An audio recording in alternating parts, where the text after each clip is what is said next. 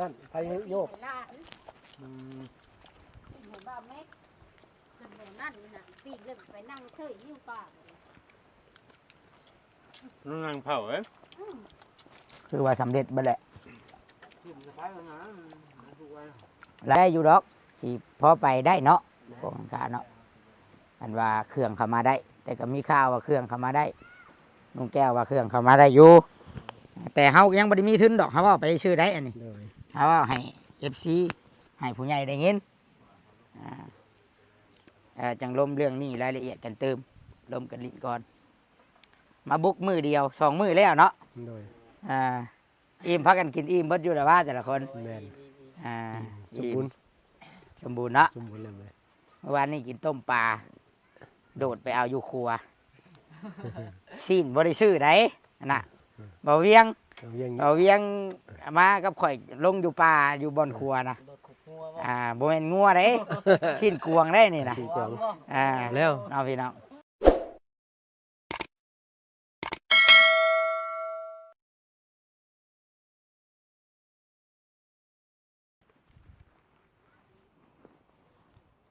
กราบทักทายสบายดีทุกคน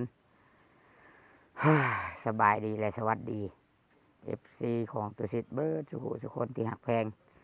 บ่ว่าจะอยู่ฝั่งไทยฝั่งลาวและต่างประเทศพี่น้องเนาะพบพ่อกันกับตุสิทธิ์ปั่นสุกเด้อพี่น้องคลิปนี้ถือว่ามอบโต๊ะมอบหยังก็เป็นที่เรียบร้อยเนาะเอามาให้เท่าคำลาเรียบร้อยพี่น้องแต่ว่ามีข้อผิดพลาดน้อยนึงพี่น้องกับยามันเนาะตุสิทธิ์ก็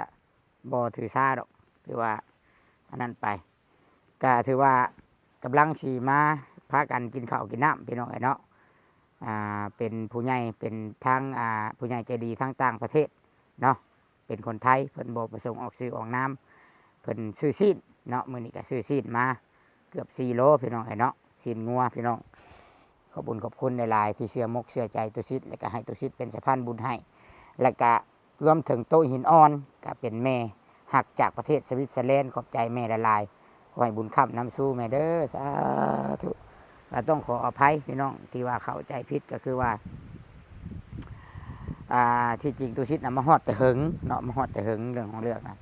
และตุชิตนั้นให้บ่เวียงกับคำลานะเขามาก่อนผู้ที่ออกไปเอาโต๊ะนะแล้วมันยังอยู่มันยังเหลือตังค์และตุชิตนั้นนั่งเผาอยู่เนาะอะไรจังลงคลิปซ่าเนี่ยให้ทุกคนเบิ่งต้องขออภัยบอกท่าคำลาว่าเขามาฮอดเอาโต๊ะลงเดี๋ยวไปฮับเอาคอร์เดอร์เพิ่นไปให้นะคอยนั่งถ่ายอยู่พุ่นเฮิงเติบจนเทคาดแล้วพี่น้องเลยเนาะก็เลยซ่าก็เป็นเลอะๆพอดีเงยๆเงี้ยพี่น้องแต่ก็บ่ได้ซ่าหรอกซอยซับซอยได้บอกซับบอกได้แหละก็แบบมะนาวนี่แหละพี่น้องเลยเนาะบอกหลายว่าหลายคันโบเปลี่ยนโบแปลงคันโบฟังความกะแล้วแต่บุญแต่กรรมแต่วาสนา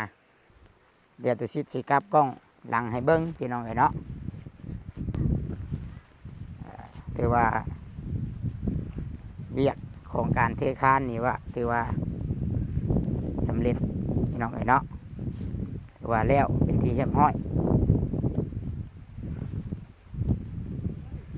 กินโรเดอร์กินโรเดอร์บ่ต้องถ่าบ่ขึ้นอยากบันไดมื้อนี่บ่ขึ้นอยากบันไดกินเอากินก่อนเป็นน้ำกินกาแฟมาเนี่ยประจักษ์ มาเด้อสบายดีก็กินกาแฟก้อนบ่ายลูก กินกาแฟก่อนนะมันบุกบ่ เข้ากินน้ำน้ำกันมาเนี่ยอาหารจะกินกับลาบชิ้น ลงมือ ลองเบิ่งตัวใหม่เนาะ มา แล้วตัวใหม่มากกับสลองรถ กระดองตัวใหม่บ่มือสิ แมนหักแล้ว ล่างโต๊ะใหม่ ด่างโต๊ะใหม่ มานั่งเพื่อนสาวแต่ใหม่ก็มีเด้อนี่ หวยว่างามดี ลืม แต่ว่าลืมเอา ลืมเอานั่นมาเนาะ นะดี ลืมเอาน้ำจุกมาน้ำกินครับรถ นำโรงงานอยู่นี่ครับ มันแม่น้ำผลเนาะเพิ่นไปเอาเช้า ได้ทุกคนกินข้าวน้องกัน บอกไม่นี่รับสายเขาบอกเบานะ ไหวเราเนาะ ผมแห้งว่า มันแก่เนาะ เนี่ยผม ผักกระเดา ผักกระเดาบ่ มันแก่เลย ผักกระเดาแม่ป้าเอานั่นนี่เลยมาลวก ผักกระเดา เอามา เข้าผ แก ม งลวกเอา เฮ้ยทำไมต้มอยู่ หนูไม่ต้มนี่เหรอหนูไม่ป้าต้มกินนี่แหละ เขากินเราได้ป่าเจ้ากัน กินแล้ว ทำงานมาบุครบมือ มามอดยันลูกยังเต้าบ่เลยไม่ไร ขาดบาบอสเนาะ เบาลิ นี่ตายเลยหมาหน่อยเอาไปเลยไปกินเลยบาท โอ้ย ไปกินเลยบาท เอา เอาได้ไหมบาท เรียบร้อย เรียบร้อยแล้ว เอาได้ไหม ไปแล้ว บัดแล้วนะ มันต่ำเนาะ บ่แลป้าปิ้งลูกจำไม่ได้ปิ้ง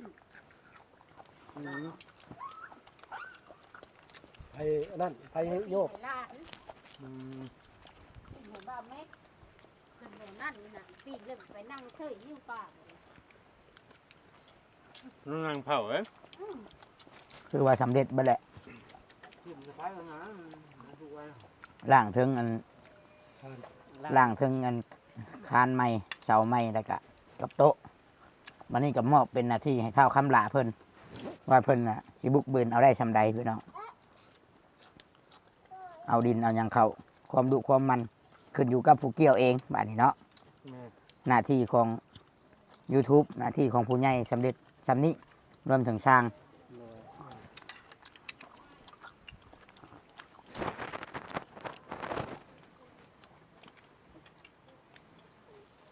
จริงๆมาโน่นนี่ ผมแห้งคือเบาดิใบกระเดา ข้าวกระเดาแก้แล้วลูก ผมกินผมเจ้าเลยเนาะ เนี่ย บ้า เจ้าเนาะ โอ้ยลืมปิดเอามานั่น มากัน คิดลองเบิ่งว่าลืมนะ เอาหยัง มาแข้งบ่ มักสไลด์บ่ บ่ บ่มีบ่ ไม่มีพริกดิบแล้วหรอ แป้ง แห้งคมเนาะจักเพียงบ่เป็นของป้าก็ได้พริกดิบนั่นก็ดีถือกับโทรศัพท์ก็ให้มาลูก เพลงขมบอก ผมไปปิด เขากินกับยังวะเพลงขมเสียง แกงหน่อไม้นี่ครับคือกันนี่ เจียวครบเนาะ แม่ ซึ่งผมกินบ่ได้แกงผม ชั่วเท้า กับแกงหน่อไม้กับจิ้งกับแซ่บคือกัน บวงเม็ดเด้อบ่ ถ้ามันแห้งเนี่ยน่าเกลือจะเจ้าอบหมามันน้อยเอาอยากง่าย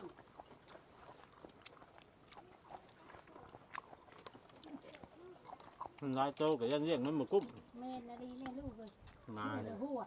ตัวใหญ่มันนอนเสียงกระบาเลยหมูมาเลย มันได้แต่เฮาเรียกมันบ่กุ้มแหละมันสิยาก บุกุ้มได้ก็ได้บ้ามึงไก่กามึงตัวนึงจะคบไก่ได้มาคนเห็นไก่เนื้อมาคนยางละถุงเลย แต่ จะบุกินบ่ วันนี้มาถึงวันมาบ่ มาบ่พอเสร็จแล้ว ยามนี้ก็มีบ่ มาวันครบเดียวอยู่บึ้นตั้งอยู่มาเลยมันมาบ่เลยมาในเสียงเลี้ยนหัววันมันบ่รอดหัว อืม มาบ่วันมาบ่รอดหัวมาน้อยเป็นโหไม่ใช่บ่โหไม่ใช่มัน ทำมาบ่นี่บ่รอดทั่วบ่ บ่รอดได้ ทางว่า หัวทับมันเนาะบ่ก้มมีมาบ่ มีแต่ไปตามทางอย่างเดียวบ่ นี่ตามทางอย่างเดียวเขาป้าเขาลูกมันโหมันบ่รอด เอาบ่ได้สังเกตเบิ่งเทื่อได้มาบ่ ยักษ์ท่วมเนาะมาอยู่เฮือนเจ้าเนี่ยเฮ็ดหัวอ้อมเลยว่านี่ว่ามันจะเข้ามันบ่เข้าได้คำมันอยากพบมาเจ้ามันก็รอถ่ายอยู่นอกเลย อื มัน ม มาเจ้า ถ้าว่ามาเจ้าแล่นออกไปแล้วมันกึ๊บ ครบบ่ ครบบ่อ๋อ มันเพิ่มมาว่า เมนมาถือเลย โอ้ยน้องเบิ้ง คอยแทงข้าวเทียงคอยครบมาคอยเข้าคอยหัวครอบหัวคอย ตัวไข่หัวน่ะ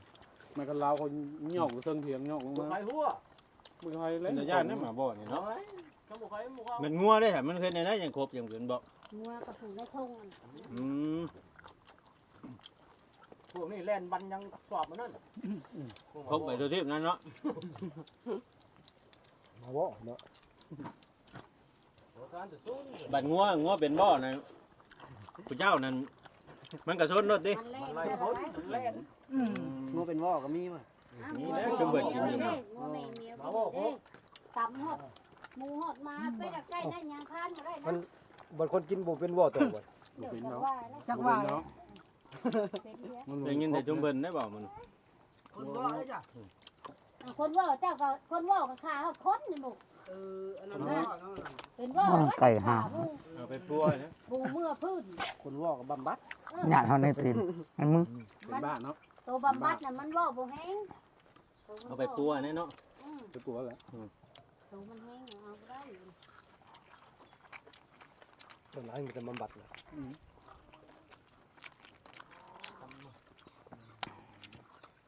บำบัดแล้วเห็นลูกชาวบ้านแถวนั้นลงข่าวมาคืนนี้ก็ได้ตายอยู่ภาคคุกอยู่ชลบุรีอยู่ไสอยู่เจอแล้วบ่แม่นดอกชลบุรีจักอย่าง อยู่บ้านคนบ้านนี่บ่ บ่นะโพนะโพ บ้านนะโพ ข้าวบึ้มบ่นะโพโพใหญ่เฮานี่ พวกแคน โพแค่น้อย ตายก็พูดเนาะ บ่แม่นมันก็คุกเขานอนแล้วตาย ไล่ แล้ว ตายบ่ บ่เอาว่าพื้นอันนี้เขาเจ้าตอนเฮาเบิ่งพื้นนี่เด้อแต่เถิดลาว่าน้องชายโขยเข้าคุกลาวตายอยู่คุกเอามาลาเว้า คนนั้น คนนั้น คนละอันเลย เราไปเฮ็ดงานแล้วว่าคนนะโพตาย อืม ยังดีใจ ได้อันเนาะได้ กะปิกะปิบ่สิจะเขาเอ็นมือแล้วกะปิเอาปินี่แหละจะไปจัง อยู่บางกะปิบ่ แม่น อันนั้นอันว่าบ่เป็นได้เห็นบ่มาบ่แล้วครบพ่อบ่หิงนั่นกะสิงมาบ่ปลาลัดแล้วน่ะแต่จังว่าเป็นเรียกผู้มือนี่ผู้อันมานั่งอะไรบ่เลี้ยงนั่งกับปกนั่นนี่อยู่กอดนั่น อืม มาบ่แล้วครบแล้วน่ะ อยู่เพื่อนเราสิเมื่อดุของเมื่อเลยเอาแต่งข่าวแต่งให้ ตา กิน หา เนาะ หยัด ให้นุ่งเสือบ่นุ่งมือนะ เอาเสือให้ก็นุ่งมัน ไปเฮ็ดบ่เสือ เฒ่าเกี่ยวหญ้าน้ำบ้านทำมาจัก บ่แก้เสือดอก เออเขาถามก็บ่ได้ปากได้เท่า บ่ปากแล้วก็มันบ่เฮ็ดไผแล้วนี่ญาติ เสือเก้าแล้วบ่พอหายมือ หักยังบ่ใกล้ เจ้าว่าเราแอนสเปด บ่นุ่งบัด มันบ่แม่น บ่แต่ที่ข่อยคิดว่าข่อยแล้วว่าเราเอ็นสเปซบ่ว่าคือบ่ปากถามก็บ่ปาก มันโมเมนต์เขาขึ้นมามั้งว่าเกี่ยวหยามัน มันต้องมากินข้าวในเฮือนนะบ่ มันเขาขึ้น น้ำมันเปรี้ยว เกี่ยวหญ้ามันวัดนะคนกับคนบ่ คนละคน คนละคน บัก คนใหญ่ๆแล้วกัน อืม เก่งนะว่า ถ้าถามก็บ่ปากยิ้มไม่ชื่อ ซาปลาโอ้โหมักซาปลาน้ำทางทางแก่นทาง แม่นั่นน่ะ บ่แม่นเฮาช่วยเห็นมันนั่นหรอวะ ผู้นั้นแหละแม่น เพราะว่ายังนำมากับมีซาปลาว่ะนำพวกหลายสู่ซาเป็น ได้แล้วแม่ว่าเพิ่ม เป็นเต็ม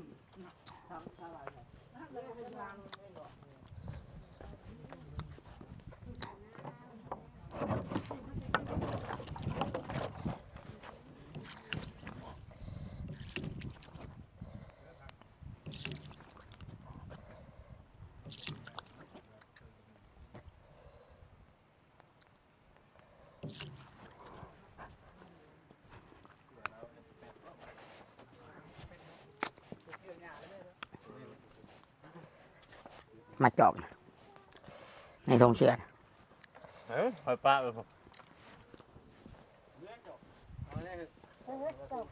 เอาน้ำกินให้เราพ่อ ตกแล้ว นั่นกินได้ น้ำก็มีอยู่อยู่เนาะบ่ได้ถือเข้ามาอยู่รถกูน้ำลืม ใส่วัดเนาะ รถจอดไว้ ข้าวคาเลย น้ำวัดจะถ้าว่าฝนตกอ่ะอีกประมาณ2มื้อขึ้นบ่ได้นำ เห็นว่าสนาเฮือนป้าให้มึงก็จะ มันบวมแล้ว เลย มันติงขี้ดินมันติง มัน เด้ อันนั้นแหละเถียงกันเมื่อคืนนี่กับหมู่ ขี้ดินมันติงแล้วอัน หมู่ว่าโยกขุดตะคองเลื่อนข่อยเลื่อนหมู่บ่ขุดคลองน้ำก็ลวดลงมาแล้วเขาว่าบัดหมู่ อ่ะทุกคนเลยตัดภาพมากินข้าวกินน้ำแล้วพากันนั่งจิ้มแขวบานนี่โอ้เอาเวียงกับอยู่แจพุ่นอันใดแซ่บอยู่บ่ แซ่บขอบใจหลายๆเด้อ อ่า หลายจะได้หลายผู้ที่นั่นเลี้ยง ผู้ใหญ่อยู่ทางฝั่งไทยพุ่นแหละเป็นอ้ายเป็นผู้ใหญ่ทางฝั่งไทยเพิ่น เป็นเลี้ยงอาหาร แม่นคือว่าล่างเวียกเนาะสรุปเวียก เรียก เทคาน สรุปเวียกเทคานแล้วเรียบร้อยเดี๋ยวจังลมเวียกต่อพี่น้องกันเนาะเวียกสรุปสุดท้ายจ่ายเงินจ่ายคำให้ลุงแก้วกะแป๊บหนึ่งเลยพี่น้องนี่แหละ พี่น้องเลยเนาะเวลากินข้าวกินน้ำแล้วพากันนั่งใครจะได้ห่มอันนี้ ลงคลิปลงอย่างกันอยู่นี่แหละ ต้นไม้ต้นนี้เนาะ ก็ต้องขออภัยน้ำแม่น้ำแม่น้ำพอหลายๆเปิดกระส่งมาถามห้วยว่ามื่อนี้คือนานลงคลิปแท้ลูกว่าสั่นติดขัดหน่อยหนึ่งเด้อแม่เอ้ยติดขัดหน่อยหนึ่งแต่ก็โอเคแล้วล่ะมันเอาแวะซื้อหันซื้อนี่เนี่ยมันเลยสวยพากันกินละมื่อนี้พี่น้องไอ้เนาะส่วนเวียกเทอันนี้ก็ถือว่าเรียบร้อยเบิดแล้วบัดนี้เสร็จภารกิจสูงเติงเยิงพี่น้องไอ้เนาะว่ามีทุนมีอย่างคันว่าปั๊บหนาดินก็ยามนี้ยังบ่ได้ดอกเนาะยามนี้ยังบ่ได้ทุกคนเพราะว่ามันเป็นยามฝนรถแท็กเตอร์มันก็เห็นว่าแห้งกับค่าคือกันได้กันมายามนี้เนาะค่าคือกัน คิดว่าคันโค้งหลังคานี่สิขึ้นได้อยู่ดอกสิพอไปได้เนาะโค้งหลังคาเนาะอันว่าเครื่องเข้ามาได้ แต่ก็มีข่าวว่าเครื่องเข้ามาได้ลุงแก้วว่าเครื่องเข้ามาได้อยู่แต่เฮายังบ่ได้มีทุนดอกเฮาว่าไปชื่อได้อันนี้เฮาว่าให้ FC ให้ผู้ใหญ่ได้เงินจังลมเรื่องนี้รายละเอียดกันเติมลมกันลิ้นก่อนมาบุกมือเดียว2 มื้อแล้วเนาะอิ่มพักกันกินอิ่มเบิดอยู่แต่ว่าแต่ละคนแม่นสม อิ่ บู ม รณ์ สมบูรณ์เนาะ สมบูรณ์เลย เมื่อวานนี้กินต้มปลาโดดไปเอาอยู่ครัวซีนบ่ได้ซื้อได้น่ะบ่เวียง เอาเวียงมากับข่อยลงอยู่ป่าอยู่บนครัวนะบ่แม่นงัวเด้ ชิ้นกวงได้นี่นะ ชิ้นกวาง แล้ว เอาพี่น้อง สัตว์ป่าบ่ สัตว์ป่า โอ้ย เอาเวียงจมว่าอยากกินชิ้นเพิ่นว่าก็เลยชื่อสัตว์ป่าพี่น้องไอ้เนาะบ่ได้ชื่อเนาะจับเอาเฮาก็พอได้อยู่พี่น้องไอ้เนาะนำผู้รักผู้ใหญ่กันว่า มีเวียกมีงานเพิ่นก็พออยู่เคียงข้างอาหารการกิน แต่คันบ่มีก็กินแกงน้ำหมอกน้ำไม้ไปเนาะต้มน้ำไม้จำแจวไป บ่เป็นอย่างกินไปได้ก็ได้ หน้าที่ทางลุงแก้วกับเบิดมือนี้พี่น้องเอ้ยเกี่ยวกับการจ้างแล้วตั้งเสาเทคานก็ตีนมันบ่ โดย หรือว่าค่าปูนยืมเมื่อวานนี้ แม่นข่อยเอาเงินให้น้ำคำลา โดย เอาไปจ่ายเนาะ เพิ่นว่าจ่ายแล้วเพิ่นว่า จ่ายแล้วเนาะ ถามเพิ่นว่าจ่ายแล้ว ในกะถึงยืมของน้องหลาน้ โดยจ่ายแล้ว ำบาทนี้ส่วนดินบล็อกบาทนี้สรุปแล้วน่ะจักก้อนยืม โอ้ มายังแม็ก เก้าก้อน เก้า ก้อนบ่ เข้าน้องแม็กไปเอาเก้าก้อน น้องแม็กแม่นแล้วเราอยู่ผู้เดียวเราเก้าก้อน เฉพาะเราไปเอา เดี๋ยวเราไป โอ เอา ้ยพอเพียงจน 300ว่าเก้าก้อนเนาะ ข่อยก็เลยยังบ่ได้จ่ายเงินพี่น้องเอ้ยเนาะข่อยก็เลยยังบ่ได้จ่ายเงินอยากสิถามนี่แหละผู้สร้างนี่ผู้เอามานี่ รวมเบิดเท่าไหร่ไปเอาของเพิ่นมา ก็ว่า300กับเก้าก้อน 300กับ9ก้อนบ่ โดยเก้าก้อนน้องแม็ก เอาดีเด้น้องแม็ก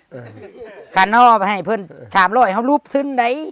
เอาเงิน300มาซื้อกินใครก็ได้เฮ้ยหรือว่าให้เพิ่นเลยบ่9ก้อนบ่แม่น เก้าก้อน เดี๋ยวก็คัน ก็ นี้ กันวันหลังเนาะ แม่น ก็กันวันหลังเก้าก้อน 9 ว่า ก้อน โอ้อยากเชื่อแล้ว 300กับ9ก้อนเนาะ แม่ มึงสิไล่ก่อนพี่น้อง4,700 4,700เป็นไร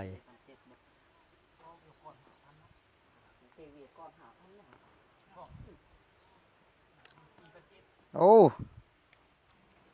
ด้านปลาย ล้านกว่าเนาะ ปลายมันก็เกือบช่วง ล้าน ล้าน เออ ครึ่งหนึง ปลายมันก็เกือบล้าน ล้านกับครึ่งหนึง เออ เนาะก็สิไปถามเพิ่นว่าเพิ่นสิเอาแบบใดเอาเป็นเงินบ่หากเราก็อยากได้เป็นบล็อกกันแหละอยู่กับเราเป็นบล็อก เรา เนาะ เราจะได้เป็นบล็อก สมมุติว่าไปซื้อเอาเป็นเงินรถไปซื้อบัตรขึ้นรถ 4,800ลุบเรา ลูก อ่าก็มีแต่ว่าให้ ให้ชุมเพิ่น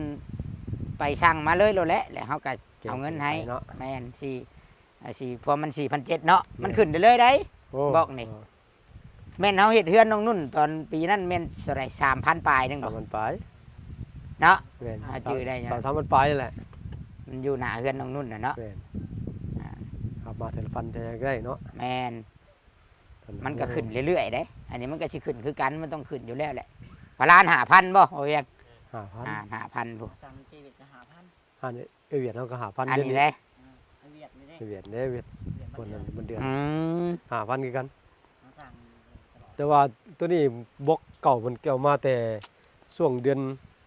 5เพิ่นบ่ทันหมด มันก็เลยเอาสำนี่นะเห็นบล็อกกูมือนี่ก็บ่ได้แล้ว4,700เนี่ยเย็นขึ้นหามาแล้วคือว่าปูนยังสอบละแสนเลยเนาะ แม่น เออ บ้านเฮาคอยเบิ่งแล้วมันก็บ่แม่นว่าชาติว่าหลังน้อยปานใดเด้พี่น้องพอดีว่าน้อยก็บ่น้อย พอดีงามเลยสับ ว่าใหญ่ก็บ่ใหญ่ดอกเฮือนเราบัดนี้หน้าที่ของสายบุญเฮายูทูบเบอร์หน้าที่ของลุงแก้วเนาะก็สำเร็จไปในส่วนหนึงพอได้เป็นแข้งเป็นขาแล้วซ้ำเฮือนน้องแดงบ่เวียงซ้ำน้องนี่เฮือนน้องแดงซ้ำนี้บ่เจ้าบ่เฮ็ดตอนน่ะเจ้าครับอันว่าพามีบ่ซ้ำนี้แหละเนาะได้ซ้ำนี้แหละพี่น้องเฮือนน้องแดงบ่ดีได้ซ้ำนี้แหละ ที่ข่าวแล้วเนาะ บ่อยากให้มีประวัติใดพี่น้องมันมีหลายได้ขึ้นได้ซ้ำนี้แหละอยู่ซ้ำนี้น่ะข่อยว่าไว้โลดมีแนวเป็นโลดขอแต่ว่าจะอ่านแบบให้ผีบ้องปากข่อยแค่นั้นเองขอจะให้มันเป็นแบบนั้น อยากให้มันสำเร็จ แม่น อยู่ทางวัดชิมก็มีได้หลังหนึ่ง เป็นเนาะ เป็นไปซี่ได้นี่ พอจะก่อคานแล้วบ่ บ่แล้วย้อนเอาดินบ่เอาดินเข้าบ่แล้วอะนะ เออ ดินเอาดินให้เพิ่นให้เอาดินเข้าเฮือนปีหนึงยังบ่เข้าเอาเข้าอยู่ทั้งเยิงเพิ่นกับปะบัดนี้ผู้ใหญ่เอาบอกผู้ใหญ่เลยอันนี้ชมเบิ่งอันนี้คือเฮาเว้าอันนี้หน้าที่ลุงแก้วหน้าที่บ่เวียงหน้าที่ข่อยมันหน้าที่หนึงหน้าที่ผู้ใหญ่ก็หน้าที่เงินเพิ่นก็อีกหน้าที่หนึงบัดนี้เพิ่นอยากเบิ่งความหันแฮงเจ้าได้บัดนี้ แม่นเอาเขาได้บ่เนาะ เจ้าสิมีความสามารถเอาเขาได้บ่ก็บ่ได้บังคับว่าเอาเข้าบาทเดียวก็แล้วแต่ความสามารถแล้วขอแต่ว่าเฮ็ด แต่เขานำสปาเพิ่นก็ซื้อให้กินอยู่เนาะ เอา นั่นแหละ คือบ่เวียงบ่เด้ชำเข้านี่ในตราบใดที่ตู้ชิดบ่เวียงบ่แสนไผอีกบ่บอดบ่อุลิหลายๆคนยังเข้ามาทายนี่เข้ากินแช่ปากนี่บ่ให้ขาดดอกค่อยยืนยันให้รถบัดนี้มันขึ้นกับตัวผู้เกี่ยวเองว่าเจ้าสิหาพันชำไรบาทมันประวัติศาสตร์ที่ซ้ำห้อยบ่ขอแต่จะให้มันประวัติศาสตร์ซ้ำห้อยอีกหวังว่าสิบ่เป็นแนวนั้นเนาะก็เป็นกำลังใจให้เพิ่นพี่น้องเอ้ยตั้งแต่เข้ามานี่บอกความดีทุกอย่างบอกความดีเบิดบอกความดีเบิดทุกสิ่งทุกอย่างซื้อแต่แน่แซ่บๆเข้ามาให้กินกะเคยมีบ่ซื้อเบียร์เข้ามาให้กินบ่มีเหล้าเบียร์เนาะ เหล้าเบียร์บ่ มีแต่ซื้อกินเองกินใส่ตัวเองบัดออกเมื่อพวกเรากินค่ะน้ำปองน้ำใดพอขับรถเที่ยงพี่น้องเมื่อยแห้งค่ะ คือสั่งไปน้ำเที่ยงเนาะ แม่นน้ำเที่ยงไปใช่ยังแปะนะ ยักเฮ้อ อยู่ได้ เขารถปูนอยู่ว่ะ โอ้ เพิ่นมีเครื่องเพิ่นก็เพิ่นย่าง บางว่าเนาะพี่น้องบางว่าเราสิตั้งมกตั้งใจให้แหละให้เราตั้งมกตั้งใจ มันกับบุเหนือบ้าโกแห้งดอกเสริมซาให้เฮือนแล้วเนาะ แม่น ให้อยู่เฮ็ดไผได้ดุมันกับไผได้กับเราเองได้เนาะ สมมุติอาทิตย์ละห้องก็4อาทิตย์เนาะ 4 อาทิตย์กับเดือนเดียว แม่นเดือนหนึง เดือนหนึง ไล่ซ่าสุดอาทิตย์ละห้อง ค่อยว่าอีกอย่างกะ แต่ข่อยสังเกตเบิ่งตั้งแต่มีเวียกมีงานเราเฮ็ดบ่ได้แม่นว่าเราผู้เดียวได้เฮ็ด คนทั้งข้างเขาก็เล่นฮุบมาซอยลาวความเขาหักเขาแพงได้ เขาแพงอยู่ นับแต่พอเสิร์ตนับแต่นั่น อืม บัดนี้เบิ่งว่า ต้องให้เบิ่งไปอีกบัดนี้พี่น้องเอ้ยเนาะต้องเบิ่งไปอ่า เอามือเบิดเลย เงือรถ มือเบิดกูแนวโลด เนาะเดี๋ยวคลิปนี้ก็สิประมาณนี้ก่อนพี่น้องมันสิยาวเดี๋ยวสิไปเลาะเบิ่งผลงานของลุงแก้วบัดนี้สิตีลุงแก้วได้บัดนี้บ่อนไรขี้ไล่พี่น้อง หาบนติ เฮ็ด แต่ว่าช่วงล่างนะบ่แม่นผีมือลุงแก้วกับน้องหล่าตีน้องแม็กเดี๋ยวสิไปเบิ่งช่วงล่าง กับน้องถ้วยวะ นึกตัว จะพอจะบ่กล้าออกกล้องนั่นแหล้วน้องถ้วยเพิ่น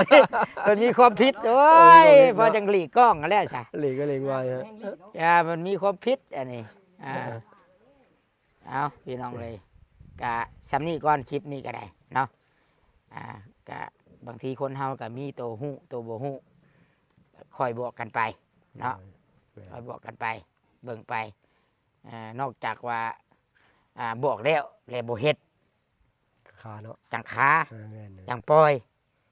ถ้าว่าหลายเทื่อบอกแต่ปล่อย อันนี้ก็เบิ่งก็มีบางข้างบางข้าวอยู่กับงักต้องได้บอกเอาเนาะ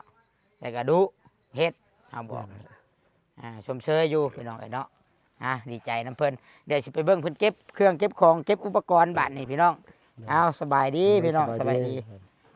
บัดนี้